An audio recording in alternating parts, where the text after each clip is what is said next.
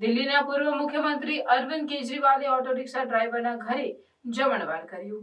દિલ્હી વિધાનસભાની આગામી ચૂંટણી પહેલા આમ આદમી પાર્ટી આપના રાષ્ટ્રીય સંયોજક અને દિલ્હીના પૂર્વ મુખ્યમંત્રી અરવિંદ કેજરીવાલ તેમની પત્ની સુનીતા કેજરીવાલ સાથે ઓટો રિક્ષા ડ્રાઈવર નવીનતાના ઘરે જમવા ગયા। આ મુલાકાત કેજરીવાલ ઓનગોઈંગ પ્રયાસોનો ભાગ છે કે તેઓ સામાન્ય લોકો સાથે જોડાણ સાધે અને તેમના દૈનિક સંઘર્ષોને સમજવા માટે।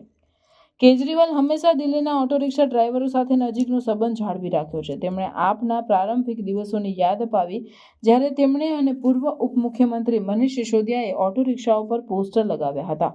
ઓટો ડ્રાઈવર ભાઈઓ સાથેનો મારો સંબંધ મારા હૃદયની ખૂબ નજીક છે।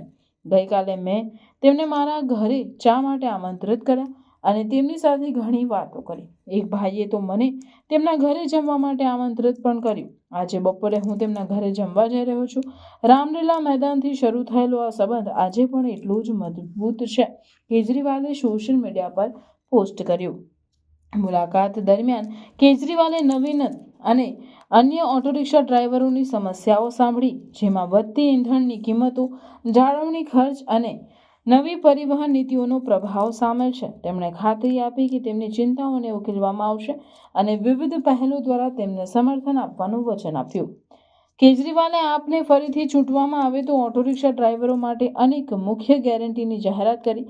તેમાં તેમની પુત્રીઓના લગ્ન માટે 1 લાખ, દિવાળી અને હોળી દરમિયાન યુનિફોર્મ માટે 2500 અને 10 લાખનું જીવન વીમા સામેલ છે।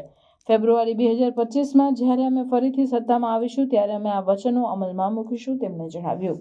નવીનતાના ઘરે જમવાનું માત્ર એક ભોજન નહોતું, તે દિલ્હીના મહેનતુ ઓટો રિક્ષા ડ્રાઈવરો માટે એકતા અને સન્માનનો પ્રતિકાત્મક સંકેત હતો।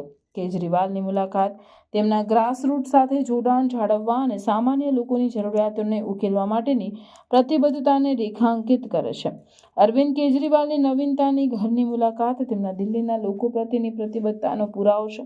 ઓટો રિક્ષા ડ્રાઈવરો સાથે સીધા જોડાણ સાધીને તેઓ માત્ર તેમના સંબંધો મજબૂત બનાવે છે, પરંતુ સામાન્ય લોકો દ્વારા સામનો કરાતા મુદ્દાઓને સમજવા અને ઉકેલવા માટેની મહત્વતાને પણ હાઇલાઇટ કરે છે। જેમ જેમ દિલ્હીની વિધાનસભાની ચૂંટણી નજીક આવી રહી છે, તેવી જમાવટો મતદારો સાથે ગુંજશે અને કેજરીવાલની છબીને મજબૂત બનાવશે કે તેઓ ખરેખર તેમના મતદારોની કાળજી રાખે છે।